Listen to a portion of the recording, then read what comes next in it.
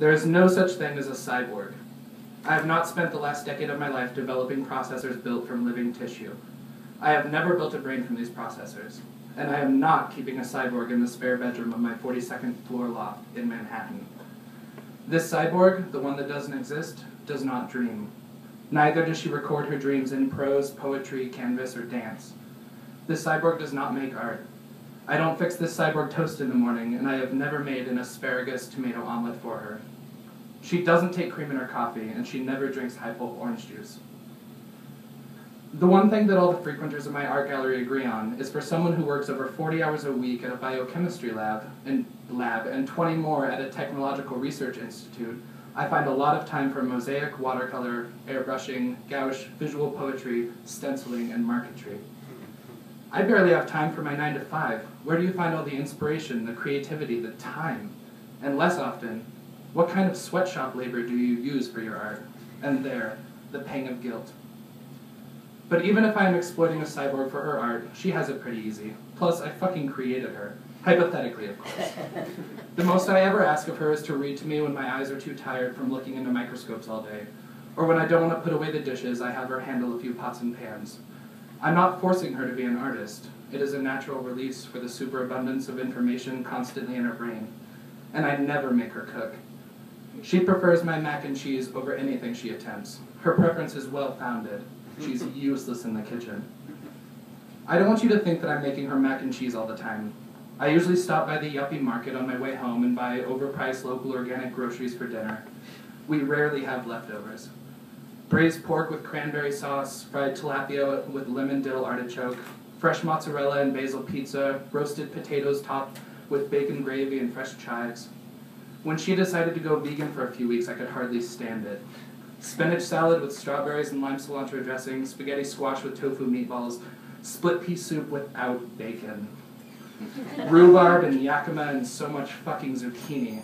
I'm glad that phase is over. Bring on the corned beef and cabbage for St. Patrick's Day, the roasted lamb with the all-red potatoes for Christmas, and the sautéed onions with baked apples and sun-dried tomato sausage for no special occasion. Cooking is my only potentially lucrative art. I have named her. I was calling her Golem during the early stages of development, but after watching a Discovery Channel special on the Loch Ness Monster, I decided on Nessie. The main difference between her and the dinosaur is that, as far as I know, she has never been spotted, and there isn't a TV special about her, yet. Nessie doesn't find much use in clothes, which isn't to say that she is walking around naked all the time. She has about 40 bathrobes of different styles and colors that she rotates weekly, daily, hourly. And on those days after a dreamless sleep, I imagine she changes her bathrobes every 45 seconds or so. It is a harmless game of clothing roulette. When she reaches her last clean bathrobe, she wears it until I get home and do 6 loads of bathrobe laundry. Permanent press with scent-free detergent and medium heat dry with a cool-down cycle. She doesn't like for me to hang her bathrobes. She arranges them by sleeve length, hem style, color, robe length, length of waist tie, fineness of fabric, softness of fabric. She arranges them about as often as she changes them on a day after dreamless sleep. And still she tells me she has no use for clothes. On the mornings after Nessie doesn't dream, I blame myself. I can see the sadness in her eyes, and I know I haven't stimulated her enough.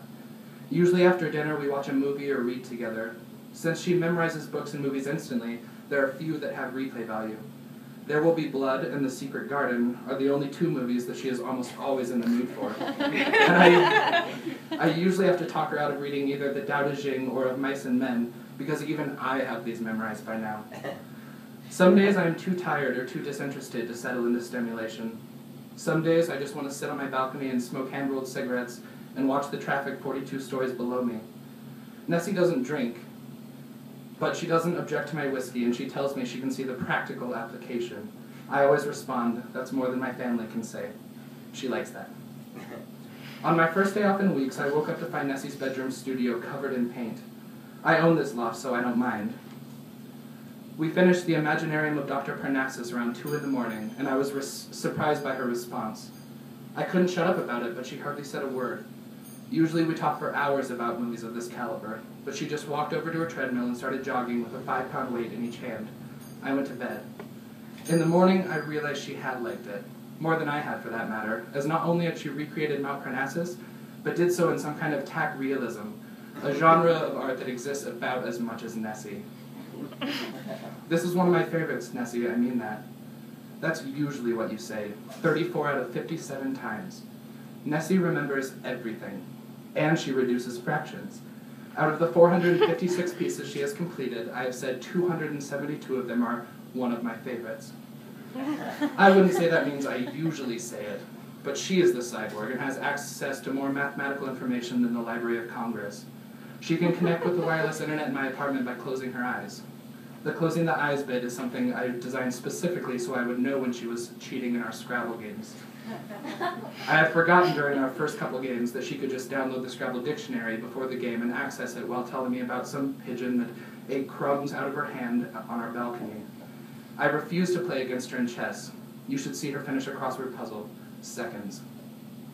She knows when I'm looking at pornography, which is seldom, and lets me know she disapproves, marching around singing, "Another man's dick, you'll make yourself sick," which is a rhyme she must have made up on a day after dreamless sleep.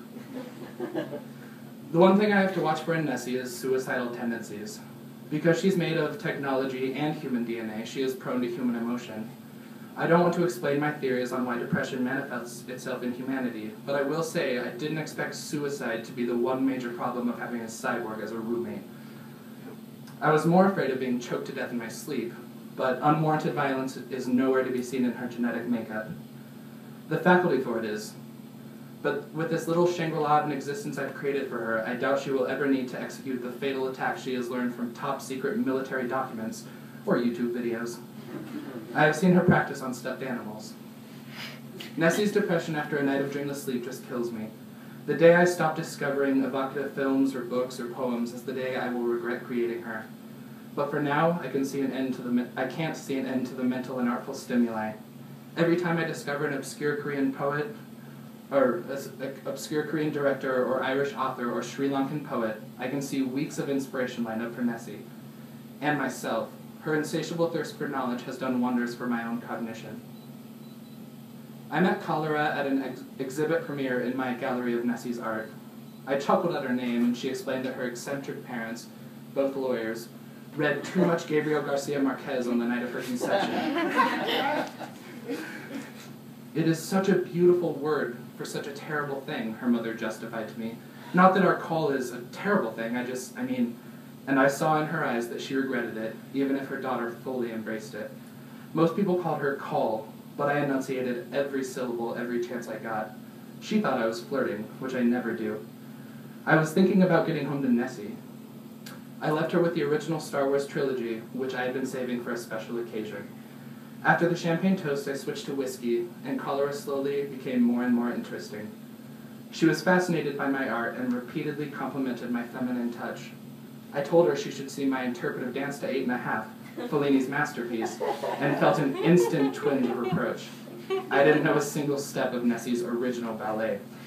Cholera suggested I perform the dance at her house in the privacy of her bedroom. On my end, it was long overdue. It had been years since I had had sex. I didn't miss it until I had it, and then I couldn't have enough. It became a very regular thing. Nessie was left for the most part to her own devices. I would come home after work, cook dinner for her, drop a stack of DVDs by the television, and leave to meet Cholera. I didn't tell Nessie about her, but insisted that work was getting hectic. Lying to a cyborg is like palming a card in a game of poker against a magician. I designed her to identify bullshit, and I was feeding it to her every night. The first thing I felt upon coming home from an evening with Cholera was selfish fear. Outside my building, emergency lights lit up the entire block. And when I reached the 42nd floor, I smelled smoke and saw firemen in my loft through my open door. My secret's out. Goodbye, quiet life. Hello, Scientific American, National Geographic, Discovery Channel. Goodbye, Nessie. A police detective came out of Nessie's room, jotting things down on a pad of paper. Sir, do you live here? Yes. Alone? Yes. He glanced over his shoulder at Nessie's closet full of bathrobes. Officer, what the hell is going on? It seems there's been an intruder, though there's no sign of forced entry. A lot of your property has been destroyed, mostly artwork and books. There appears to be no structural damage. Does anyone else have a key to your apartment? No. This wasn't some random break-in. It must have been someone you pissed off. This was malicious destruction of property. Anyone like that you can think of? I shook my head. No. Nessie. It wasn't malicious. There's a delicate boundary being crossed when creating a cyborg. A computer can't feel emotion, but a human can't memorize the encyclopedia and reference it for you by volume, page, paragraph. But no matter how programmed my Nessie was, there was enough human in her that I forgot about the processors. I forgot about the hard drives and the circuitry. And still, I forgot about the heart, the human heart built from my DNA. Tomorrow in the news, I'll learn about a homeless protester whose cause was lost in a suicidal fire in Queens. Some Jane Doe in a bathrobe, whose legacy is as blurry as a photograph of the Loch Ness Monster. This cyborg, the one that doesn't exist, does not dream. Thank you.